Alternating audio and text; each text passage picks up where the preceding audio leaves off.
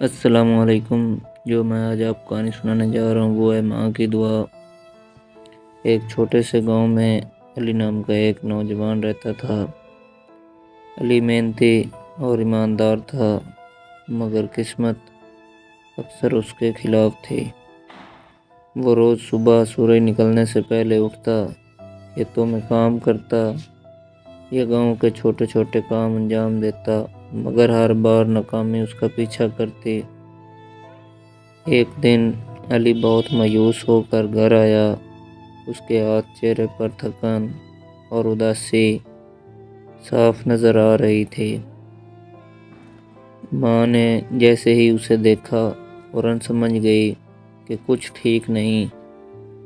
علی بیٹھ کر رونے لگے اور بولا، اماں، شاید میری قسمت ہی خراب ہے۔ میں کتنی بھی محنت کر لوں، کامیابی میرے قریب نہیں آتی۔ ماں نے نرم انداز میں اس کا ہاتھ تھاما اور کہا، بیٹا، قسمت سے پہلے دعا ہوتی ہے اور ماں کی دعا کبھی خالی نہیں جاتی۔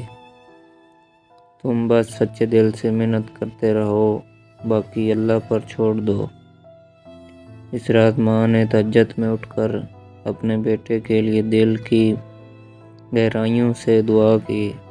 نہ دولت مانگی، نہ شہرت، بس یہ کہا، یا اللہ، میرے بیٹے کی نصیب کھول دے اور اسے کبھی اپنے راستے سے نہ ہٹنے دینا۔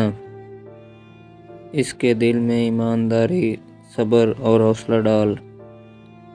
چند دن بعد علی کو گاؤں میں ایک چھوٹا سا کام ملا۔ یہ کام بظاہر معمولی تھا، مگر علی نے پوری ایمانداری سے اس کو کیا۔ لوگ اس کی محنت اور لگن دیکھ کر حیران رہ گئے۔